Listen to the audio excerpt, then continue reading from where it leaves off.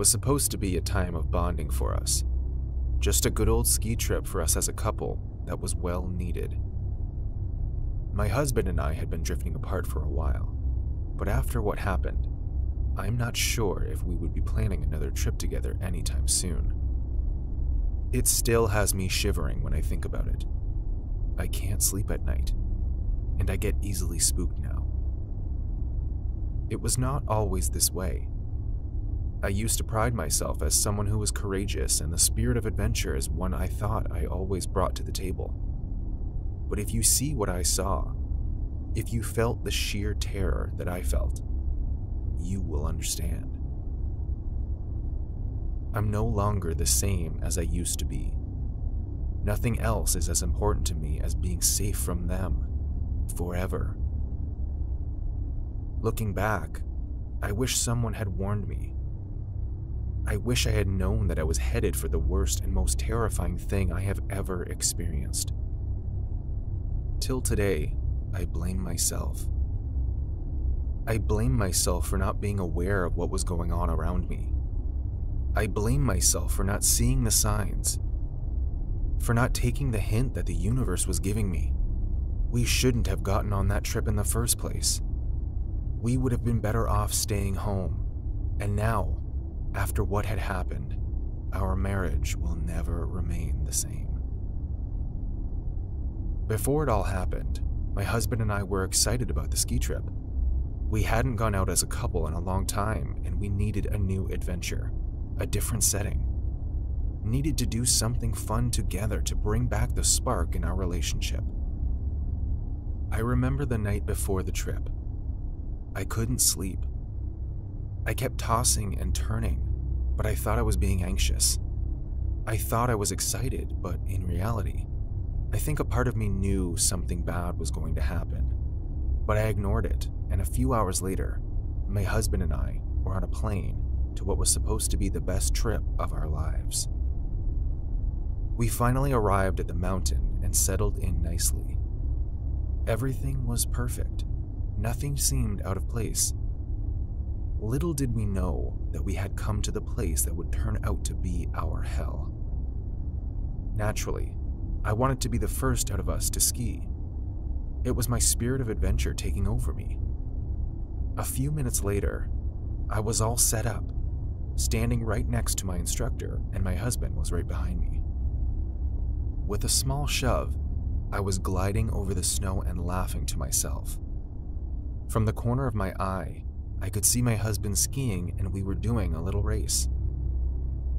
That's when it first happened, from under the snow. I saw it with my own eyes. A long, shriveled hand popped out and held my husband's leg so that he fell over and began tumbling down the snow hill. I began to scream. I saw the hand, I saw it. And if my husband kept tumbling down, he may not make it alive. What would happen if he hit a rock or something? I could hear commotion from everyone else on top of the hill, and I remember thinking to just ski towards my husband and grab him, but just as I was, I felt a hand grab my heel too, and the next few seconds were the most chaotic I had ever experienced. I could hear my husband calling for help as he tumbled down. I could hear my own screams as the world kept turning around in my stumble. After a few seconds, I fell into this ditch-like place, on a cold, hard ground, and I remember it was dark. Then a small light lit up and it looked like I was in a cave. I paused, then saw my husband on the far right. He was a little dazed, but he seemed fine. Then we heard another voice. We froze and turned around slowly. It was the most terrifying creature I had ever seen in my life. It looked human, but it was covered in white, almost like it was the color of his skin, as white as snow itself. He had deep red eyes and fangs protruding from his mouth. As it stared at us, we could hear its breathing. It seemed angry and agitated, like it was about to hurt us. We cried, we begged, but I don't think it understood us. Suddenly, A dozen more creatures like him showed up, and I remember my husband and I held each other and shut our eyes tightly. We were ready to die. Then we heard the sound of the chopper, and the creatures suddenly disappeared. We were pulled out from under the snow, and we were told that we had been buried under there for 10 minutes. But I have one question. What?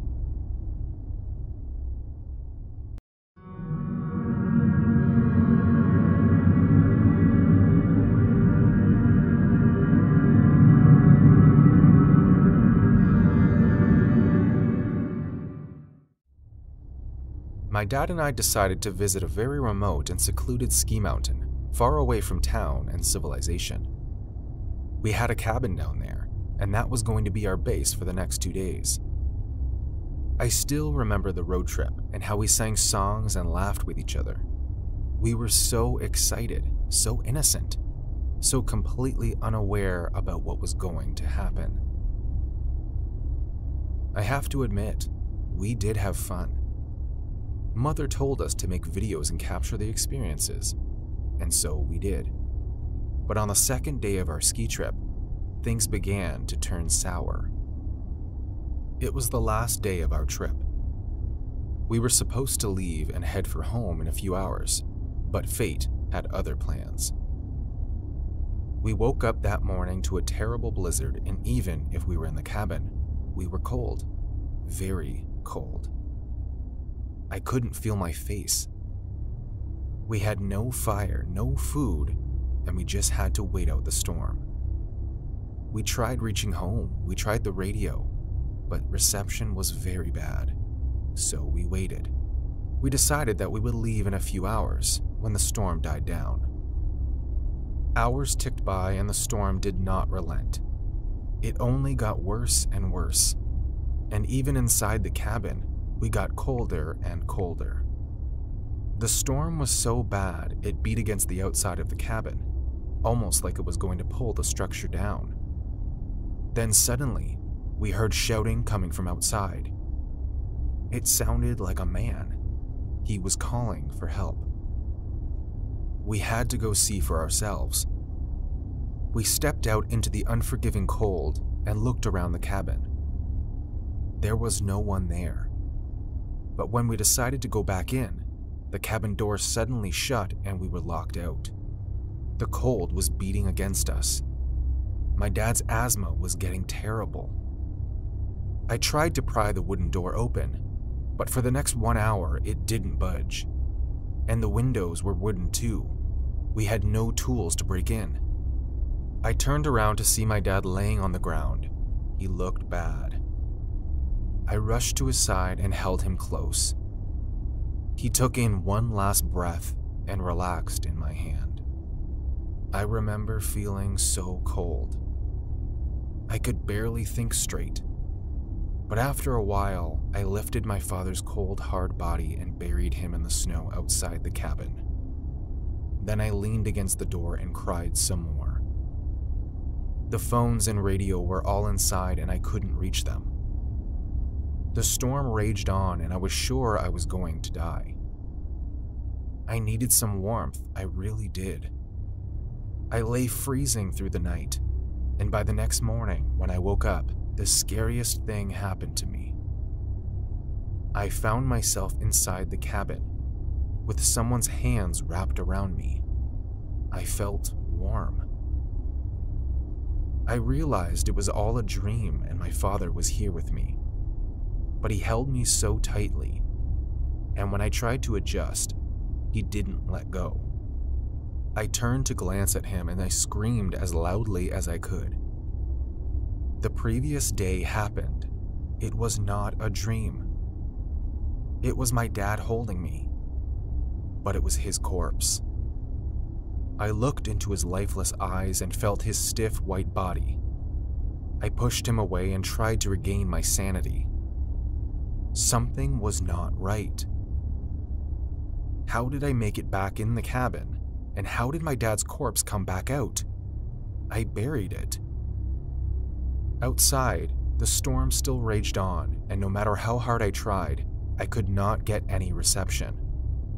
I was all alone with my father's corpse.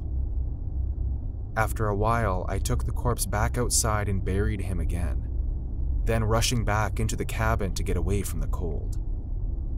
After a while, I took the corpse back outside and buried him again. I was alone. I was freezing and I was starving.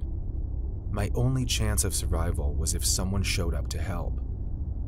I knew my mother would be worried sick, and I could only hope she would find a way to get help to us.